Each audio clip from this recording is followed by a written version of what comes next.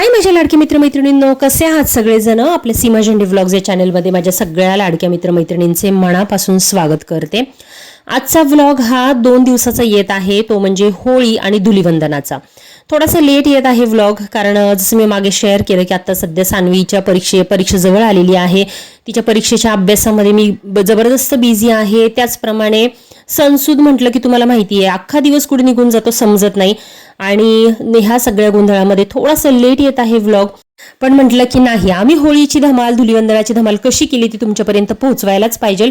तर हा होळीचा दिवस होता. सकाळी सकाळी मी मस्तपैकी देवपूजा वगैरे करून घेतलेली आहे.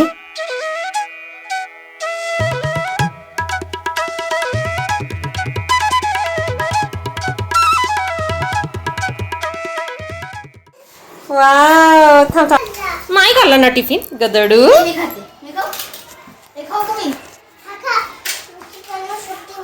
बघ बघ बघ बघ, वाव, आज काय होतं तुझ्या स्कूलमध्ये?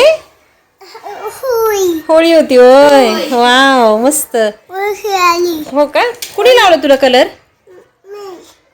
गालाला कुणी लावला कलर? तूच लाव. तर अगस्त्य सोबत गप्पांच्या नादात आहे ना माझी इकडे चपाती जळून गेली. ॲक्च्युली दुपारचा जो होळीचा स्वयंपाक होता ना, तो नॉर्मल आपला रेग्युलर चपाती भाजी वगैरे सगळा मी तयार केला होता. आणि होळीच्या दिवशी मुलांच्या शाळा होत्या, त्याच्यामुळं मुलं शाळेला वगैरे जाऊन आली आणि दुपारचा स्वयंपाक वगैरे माझा झाला. आणि दुपारीच मी लगेचच आपल्या पुरणपोळीच्या स्वयंपाकाला लागले. म्हणलं की बऱ्यापैकी सगळी तयारी करून ठेवूया, दुपारीच स्वयंपाक उरकून घेऊया, कारण संध्याकाळी होळी असली ना की खूप जास्त गडबड होते. आणि त्याचप्रमाणे नैवेद्य पण आपल्याला लवकर दाखवायला हवा. आणि सानवीचा तर अभ्यास मला कंटिन्यू घ्यायचाच होता, तर त्याच्यामुळे म्हटलं की संध्याकाळ हा मला डेडिकेटली मी सानवीच्या अभ्यासासाठी सध्या ठेवलेला आहे. सगळा स्वयंपाक वगैरे म्हणला. आणि पुरणपोळीचा राडा तुम्हाला माहिती आहे, ज्या कोणी पुरणपोळ्या घरामध्ये करतात त्यांना माहिती आहे की 2 तास कुठे निघून जातात ना हे समजत नाही. तर त्याच्यामुळे मी म्हणलं की चला आता पटापट आपण दुपार झालेली आहे तर पुरणपोळी करून घेऊयात. मुलांना जेवायला वगैरे घातलं, दोघं आपापल्या अगस्त्य झोपून गेला, सानवी आपापल्या कामाला लागली, म्हणजे अभ्यास वगैरे किंवा खेळत असेल ती. आणि तोपर्यंत मी इथे ना भजीचं पीठ वगैरे कालवून घेतलं. पुरणपोळीचं डिटेल्स जो स्वयंपाक आहे ना तो सुद्धा मी आपल्या चॅनलवर बऱ्याचदा शेअर केलेला आहे. तसं बघायला गेलं तर ना लग्नाच्या अगोदर मी कधीही पुरणपोळ्या केलेल्या नव्हत्या, कधीच नाही. फक्त मम्मी करायची, मस्तपैकी मम्मीच्या हातचं खायचं. आणि मी असं कधी जाऊन बसून बघितलं पण नाही की तिने कशा केल्या. पण जेव्हा लग्न झाल्यानंतर आहे ना मी मम्मीला विचारून इकडे मी ट्राय करायला लागले. आणि ती इंग्लिशमध्ये म्हण आहे ना की प्रॅक्टिस मेक्स मॅन परफेक्ट, तसं आहे की हळूहळू मला जी ती प्रॅक्टिस करून आहे ना बऱ्यापैकी आता पोळ्या जमायला लागलेल्या आहेत. हां, मम्मीच्या हाताची सर येणार नाही, पण ठीक आहे, कशा का असे ना, पण पोळ्या मला छान जमतात असं मला तरी वाटतं. तर थोडंफार प्रमाण कधीतरी इकडं तिकडं होतं गुळाप्रमाणे, पण बऱ्यापैकी जमतात. म्हणजे माझ्या मुलांना पण आवडतात पुरणपोळ्या, मिस्टरांना पण आवडतात आणि आता मला सुद्धा आवडतात. लहानपणी ना मला पुरणपोळी अजिबात आवडायची नाही, म्हणजे मला ते कॉम्बिनेशनच आवडायचं नाही की तिखट आमटी आणि त्याच्यासोबत गोड पोळी. मी असे म्हणायचे की हे काय कॉम्बिनेशन आहे, मला अजिबात नाही आवडत. तर मी कधीही जास्त पुरणपोळी खायच्या वगैरे फंदात पडायची नाही, अर्धी पोळी जास्तीत जास्त मी खायची. पण आता मला माहिती नाही अचानक कुठून आवड निर्माण झाली आणि पुरणपोळी मला सुद्धा आवडायला लागली. पण ते सुद्धा मी जास्त खात नाही, एक पोळीच्या वर जास्त खात नाही. तर असो, इथे मस्तपैकी म्हणजे भजीची तयारी वगैरे करून घेतली मी. आणि एका बाजूला नाही का मसाला वाटायला घेतला आमटीचा, आपली जी कटाची आमटी असते त्याच्यासाठी. तर मसाला ना बरेच जण वेगवेगळ्या प्रकारे वाटतात. मम्मीची पण थोडीशी आमच्या स्टाईल वेगळी आहे मसाल्याची, पण मी आहे ना एकदम सिंपल पद्धतीने करते. जस्ट आपला कांदा, खोबरं, लसूण, टोमॅटो, आलं, लसूण हे सगळ्या गोष्टी वाटून घ्यायच्या, भाजून घ्यायच्या चांगल्या पहिल्या, नंतर त्याचा बारीक मिक्सरमध्ये मसाला काढून घ्यायचा. आणि जेव्हा आमटी फोडणीला टाकतो ना तेव्हा भरपूर सारा कढीपत्ता टाकायचा, कढीपत्ता मात्र विसरायचा नाही. आणि थोडासा लसूण चिरून टाकला तरी खूप छान लागतो.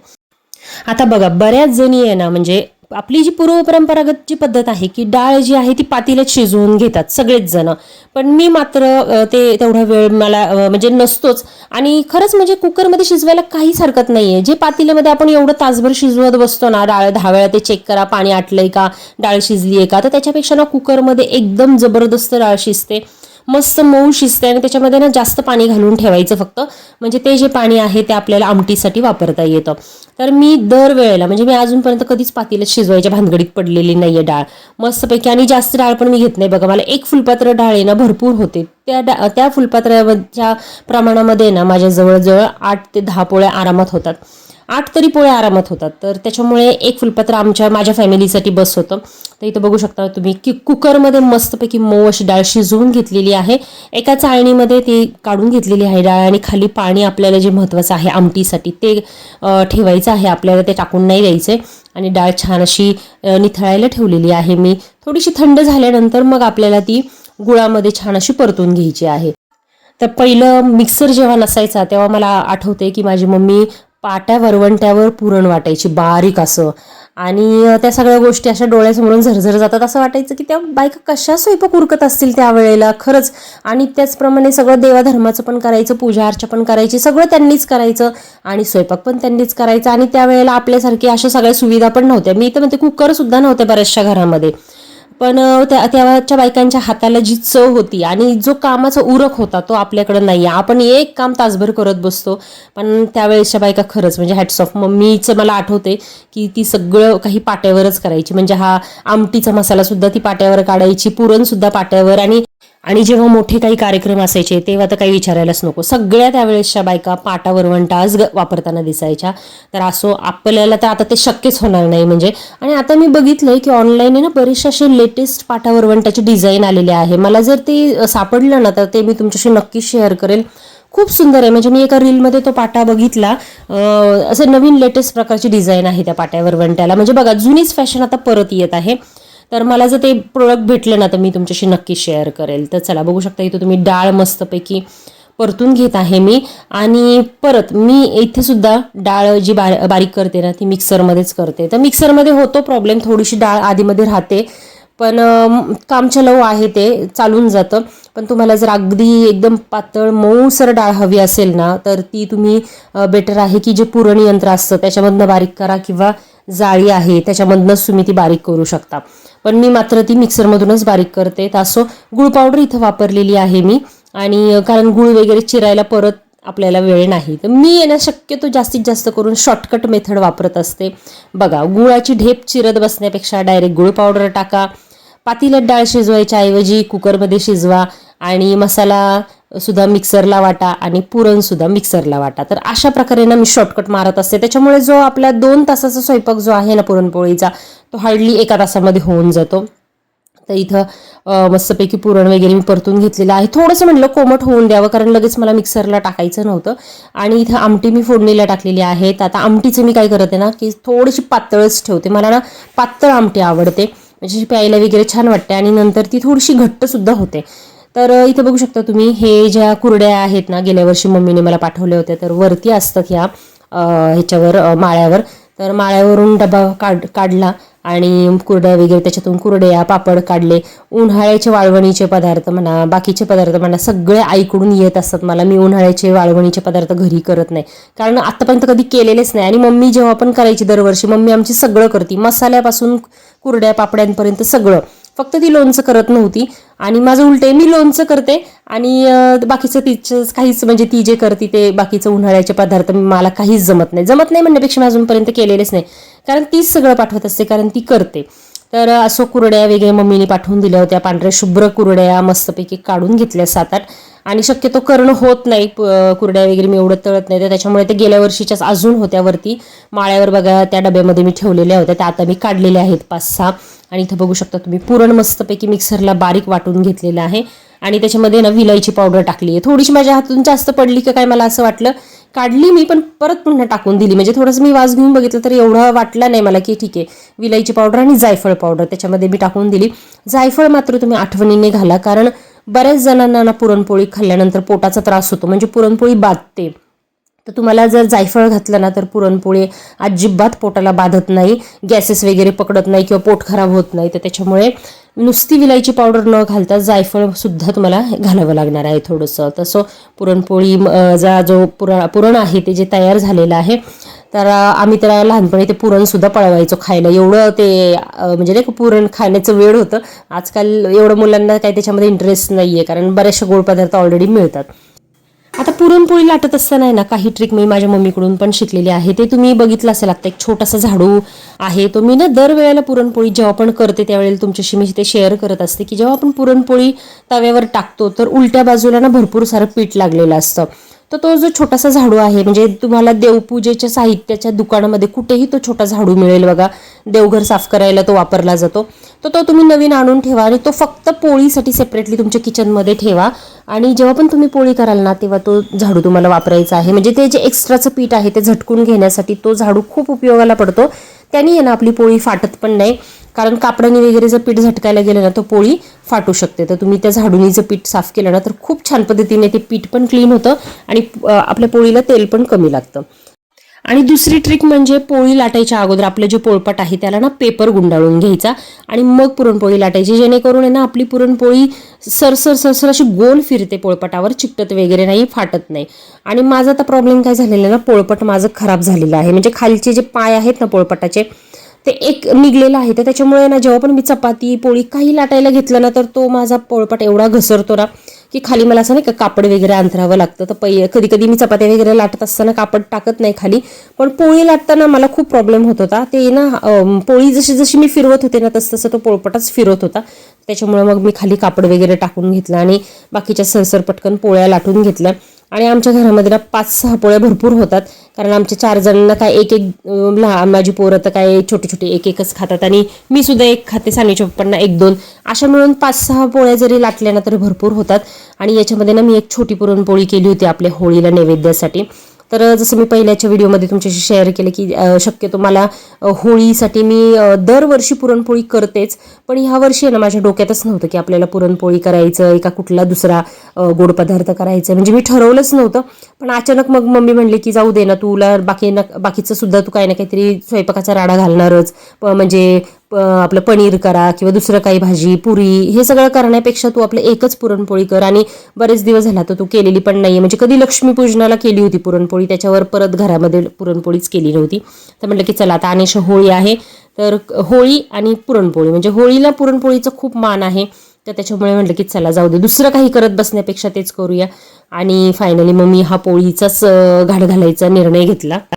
आणि ह्या वेळेला आहे ना पुरणात मिक्सरमध्ये वाटत असताना ना माझ्याकडून बारीक थोडीशी डाळ राहिली, कारण काय झालं होतं अगस्त्य झोपला होता आणि त्याच्यामुळे ना मला मिक्सर जास्त जोरात फिरवता येत नव्हता. मी बारीक मोडवरच मी ते जे पुरण आहे ना ते बारीक केलं, तर त्याच्यामुळे थोडी थोडी डाळ त्याच्यामध्ये राहिली होती आणि त्याच्यामुळे ना पुरणपोळ्या मला जास्त अशा पातळ लाटता आल्या नाही, थोडेसे मिडियमच मला त्या लाटाव्या लागल्या, नाहीतर ना त्या फाटत होत्या. मग म्हटलं की चला जसं जमतंय तसं आपण लाटून घेऊया. आणि नंतर तुम्ही बघू शकता माझ्या पुरणपोळ्या किती मस्त झालेल्या आहेत आणि अजिबात कुठेही फाटल्या नाही किंवा काही झालेल्या नाही. खूप सुंदर अशा पुरणपोळ्या माझ्या इथे तयार झालेल्या आहे.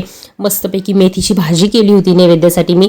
ॲक्च्युली पुरणपोळीचा स्वयंपाक म्हटला ना की पिवळा बटाटा हवा, पण माझे ना सगळे बटाटे संपले होते घरातले. आणि कुरड्या पापड्या म्हटलं की नंतर तळाव्यात आपण, भजी आणि कुरड्या पापड्या सर्वात शेवटी ठेवलं होतं. मी म्हटलं की ते सर्वात शेवटी करावं. आणि मस्तपैकी तर्रीदार कटाची आमटी केली होती. मग आम्हाला आहे ना सगळ्यांना अशी तर्रीदार कटाची आमटी लागते बरं का. माझ्या आईकडे पण ना अशी मस्तपैकी लाल लाल झणझणीत तर्रीदार आमटी पाहिजे. आणि भजीचं पीठ बघू शकता तुम्ही, अशा प्रकारे कालवून ठेवलं होतं मी आणि संध्याकाळी त्या सगळ्या गोष्टी मी करणार होते.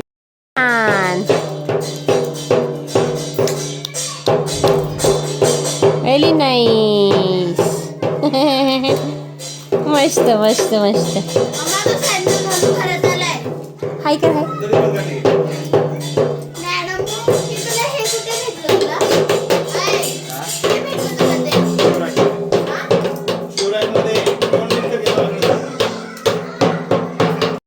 तर अगस्त्य मस्तपैकी बाहेर जी होळी पेटली होती ना ती बघत होता, ढोल वाजवत होता आणि म्हणलं की चला आता बाकीचं सगळं कुरड्या पापड्या भजी एवढ्या सगळ्या तळत बसायला लागले तर खूप वेळ होईल, तर नैवेद्यापुरता म्हटलं भजी काढून घेऊया. आणि दारात होळी वगैरे पेटली होती आणि साडी नेसावं का नाही हा विचार माझा चालू होता, पण म्हटलं की नको, आता परत साडी वगैरे नेसत बसलं की खूप लेट होईल. आणि मला आहे ना मुलांना जेवायला लेट केलेलं अजिबात मला आवडत नाही, कारण जेवायला जर लेट झाला ना तर पुढे सगळ्याच गोष्टीला लेट होत जातो. मग होळी बघितली असेल मैत्रिणींनो, दारात होळी पेटलेली आहे. आणि माझा स्वयंपाक तर ऑलरेडी मगाशीच झाला होता, 6 वाजता झालाय सगळा स्वयंपाक. फक्त भजी काढायची, कुरड्या वगैरे तळायच्यात, बस तेवढंच राहिले. आणि आता जाऊन मी पूजा करणार आहे होळीची, कारण ना सानवीचा अभ्यास घेत होते. सानवीचा अभ्यास झाला, एक लेसन झाला.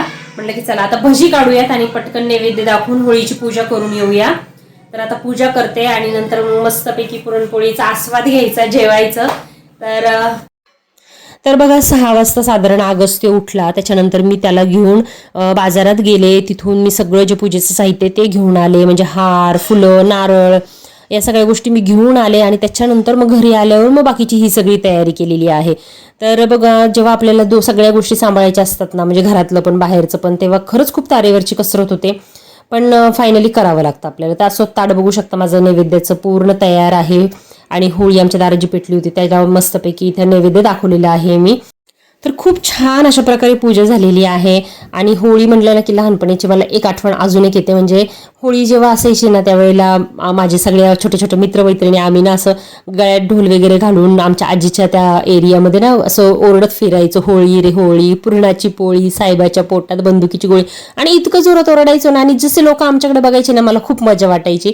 आणि आम्ही अजून जोरात ओरडायला सुरुवात करायचो. तर लहानपणीचं आठवण. आणि लहानपणी खरंच आपण किती वेळा असतो ना, म्हणजे काही काही गोष्टी करतो आता आठवलं की खूप हसायला येतं. तर असं त्यातली दुसरी अजून एक आठवण म्हणजे ही धुलीवंदनाची किंवा रंगपंचमीची.